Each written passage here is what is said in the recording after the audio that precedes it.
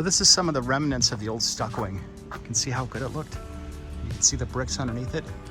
That's what it used to look like. It was all kind of stucco concreted. And why they choose to do that, I don't know. Maybe it made the bricks last longer if they had stucco because the moisture couldn't get in between the bricks. I'm not really sure, you guys. Or it just looked more finished and more fancy to them to have it that way. I really don't know. All right, so let's go over to the next temple. This was pretty cool.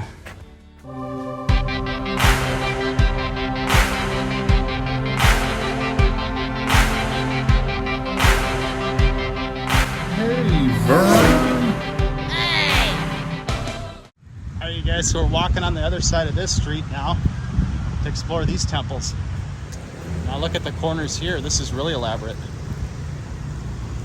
A lot of time went into these corners. So that was to show their wealth, what they could do as craftsmen. The fancier it was, the more it kind of said, look at us, we're wealthy. We've got it going on. So this might be an older ruins here. Wow, they even had like an inlay in there one time. See the old pottery in there, the Asian pottery? Well, that's really interesting. Wow, that's gotta be really old, you guys. That's really cool. Never seen that before, where they did a stucco with little pieces of China pottery in there.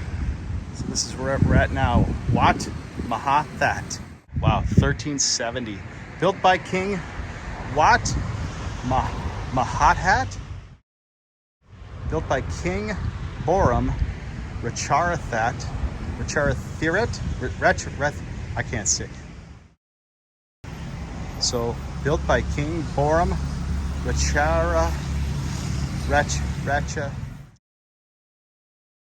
built by the King Boram the First and Pora Mahathera Thama Kalayan in 1370 AD.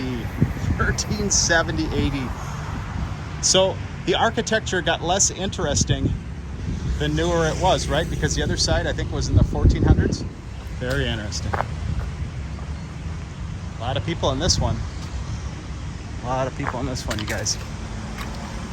Let's see if we can figure out how to get in here. It looks like over here we get in. Wow, what a big complex. Really something big here, you guys.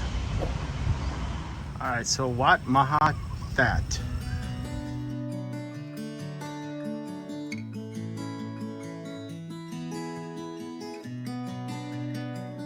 Look at that, you guys, so much history.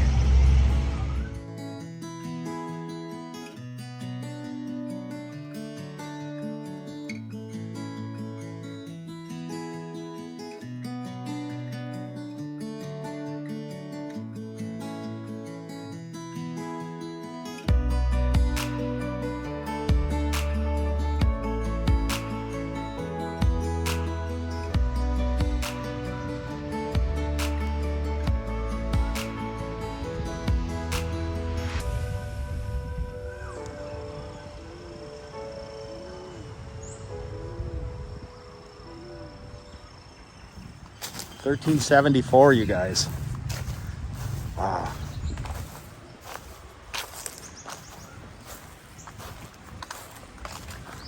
This is wild in here. Look at this scene, you guys. Wow, huh? Wow.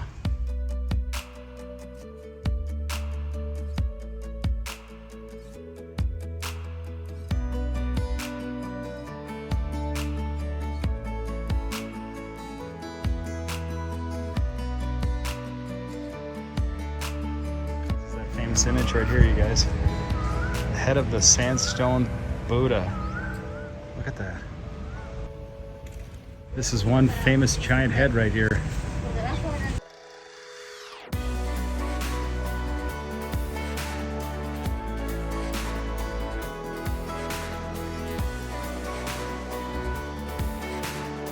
It's interesting how this was faced up here, you guys. Look at that, the way it's stuccoed. Just isn't a regular squared off design. Royal Sermon Hall.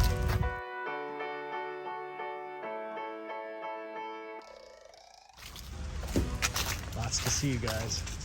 Lots to see in this place. It's interesting how they still have some of the statues in here. I wonder if those are the original statues. See how the wall's kind of sagging? You know, they just didn't figure out how to do good walls. They just didn't have it figured out yet. Here's more of these statues here, you guys. They broke them all up. You wonder how statues lost their heads? The people used to think if they didn't have a head, they'd lose their power. So they'd take the face off, and they called it defacing. I'm sure you've heard that before. They would deface the statues, and they'd break the noses off because they figured the noses were allowing the statues to breathe. If they didn't have a nose, the statues couldn't breathe, and that they would have no power. That's what they thought. Look at all these, all the way along here. Look at how many there were. That's a familiar face, right? You know, I might not agree with the religion and the things that it was, but to destroy things, to destroy our own history, we're destroying ourselves. It's really foolish because it shows us where we were and where we've been, and where we're going. By having these things around, if you don't like history, destroying it's not going to help. It's going to help people forget, so they repeat the same history over.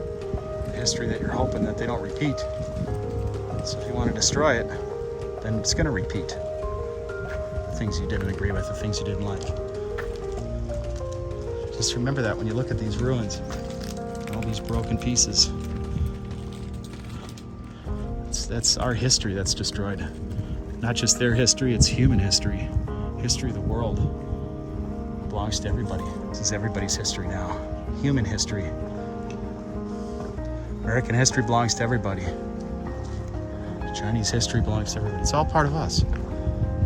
The more people realize that, the more it'll make sense. The more they'll leave things alone. But people have to hate, attach that hate to something. And that's what we get out of this. Broken things. It would have been nice to see how this looked in its day, even if I didn't agree with it. It would have been nice to see. At least there's this much that we can experience, you guys. It could have been worse. It could have been a lot worse. It's almost like a hard sandstone, a little harder than a sandstone they carve those out of. Sandstone may get a little bit harder with age, I'm not sure. Look at that though, you guys. Ancient Siam. Ancient Siam. I always feel like I gotta talk quiet in these places because it's just such a, it's an old soul. These places are old souls. You know, they could just speak volumes. You know, it's just something else. This is one of the few statues that survived, and look at how they made it in different sections and they glued it together. That's interesting. I didn't expect that. So it was easy to break it apart, right? Because it was made in sections. There you guys go. Stupefied, huh? Pretty amazing. What a shot through here, you guys.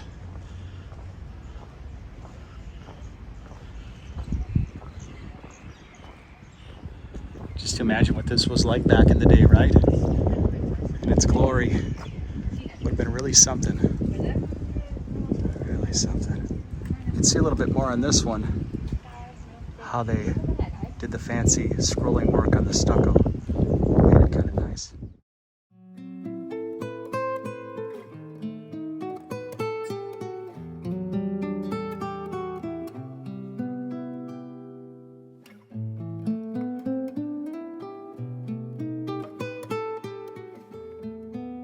So if you think about it, this was like their royal area. This wasn't a place where you lived. This was just their temple shrine area, and it was this massive.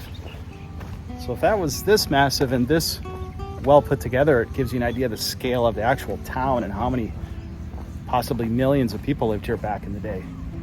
You might have had to been somebody to get in here, right? Kind of like the old Capitol in the US. Not just anybody could get in there.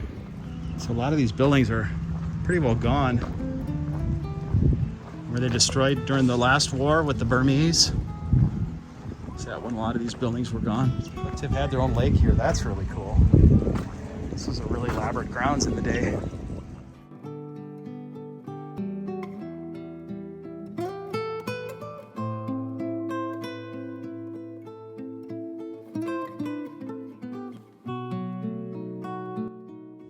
All right, let's look in here real quick.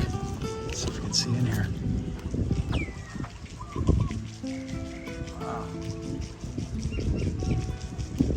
just make out a little bit of the design on the wall here. See that? Interesting. That's too bad a lot of it's gone. Small sermon hall, must have been a short sermon. Look at that shot, just want to go in there, right?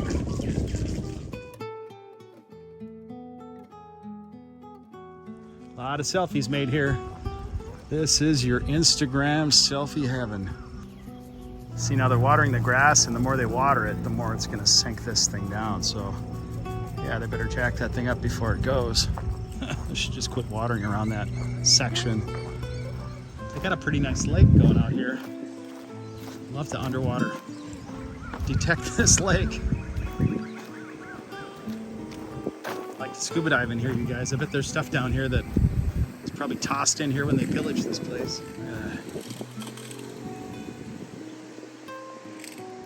Big grounds, very big grounds. All right, guys, this was quite the experience coming here today. Sitting down by this little lake, seeing the old Siam, 400-year-old Siam. Look at that. Look at that big monitor lizard, you guys. Oh my gosh. Wow. Very epic. Look at that dude, huh? This place is just massive. Look at this. Stuff on all sides of this thing. Then you've got this pagoda way in the distance. Look at that. I guess we'll go down here, you guys. This was really something back in the day. But there were flowers and all sorts of really interesting things out in here. But this place was really awesome back in the day. And that's where we're headed. We're gonna try to get to that.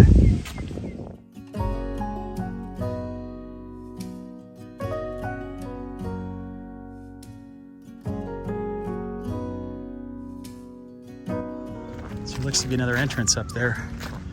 Kind of like the elaborate entrance that we went into when we first came in here. It looks like a Christian church, but it's different enough that I'd say no. It looked like it may have been built on some other ruins because you see the brickwork on the outside. Sometimes they build on existing sites. I have a feeling this was an existing site that got built upon. Usually it's for religious reasons.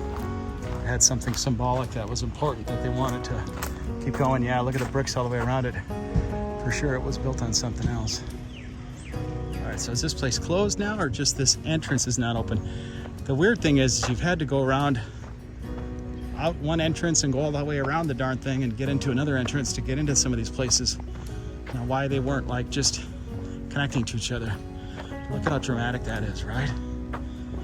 But look at the scene you would have had coming through here. Right, gate's locked and I don't see anybody in there.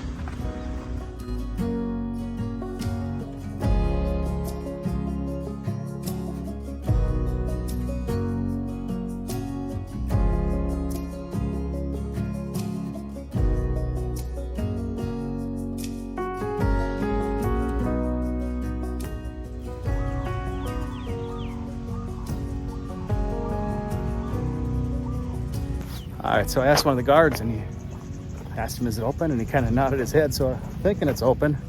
I'm hoping it's open. We can get in there and check it out. So, but there again, you gotta go all the way around the dang thing to get in it and then walk through it and then go back around it and then go back out of it. Gets a little crazy getting around here. Wish that one gate would have been open. Then I could have just went out of the one into the other and it would have been all set. But good thing I'm young and limber and I can walk for hours and days and weeks and whatnot. So that's where we're at, you guys. I'm gonna try to get in here. Every place has got its own booth. It's got its own fee.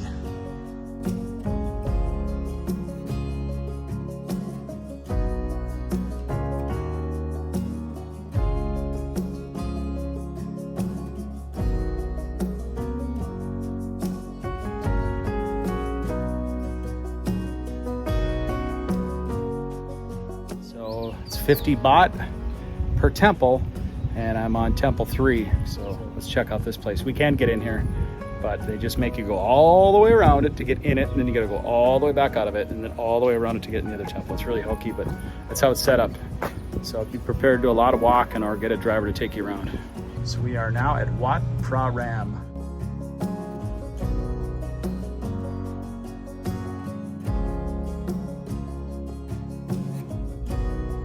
So best I can tell, these grounds were the royal palace grounds. These were grounds where the elite came. And so this was like the really nice, well-to-do area. Maybe they came out here and had picnics. Hard to say. So there you go. If that tree wasn't there, it'd be really dramatic. Seeing that pagoda in the distance. Look at that, you guys. Is that cool or is that cool? So they said this was built to honor, I think, the king's son or somebody. This was built to honor somebody royal.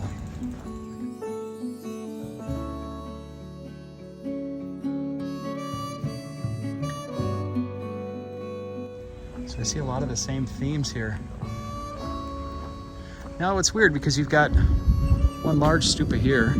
It's a little bit smaller here. You got a little bit smaller one here. And it's a little bigger on the end. Not really sure why. How they decided what size they were going to be right next to each other. It doesn't aesthetically look right. That's how they did it. Look at that giant pagoda. Crazy, huh? That, my friends, is Old Siam, 1300s. We are now in the 1300s area.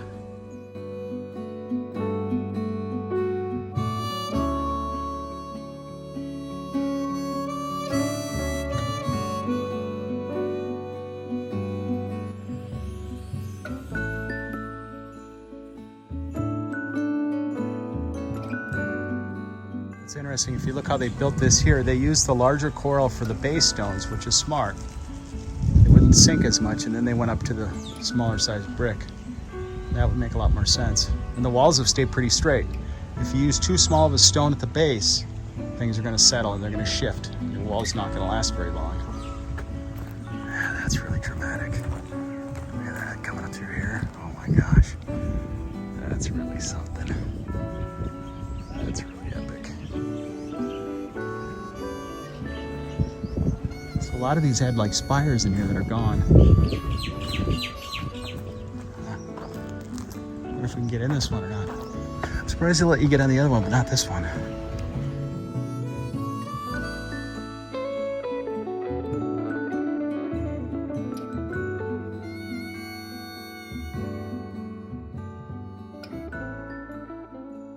If you were to climb it, that's what it would be like. Going up. Very dramatic. So if you look at these bells, if they have the spires, the top's broken off. There's an image back up in there. Looks to have been broken up also. There was a figure at the top of this also. On top of this pagoda, there was something right there at one time. So this kind of shows a little bit more how the brickwork was done. So they laid the big heavy coral stones down, right? And then they outer faced it with one layer of brick so you wouldn't have to have a solid brick wall. And then they mortared over everything to make it look like it was one finished surface. So they have the big filler stones, the outer casing, and then the final finish work. Everything's going to deteriorate in a different degree, right? The mortar probably failed first, then the outer bricks, and the coral is last. It wasn't enough just to design something. You had to design it so it actually had an impact when you went through it. That's kind of how this is laid out. It's 1300s right here, you guys. 1300s. That's when these were laid down. Oh, amazing. Amazing. Hey, hey, hey, hey, Vern.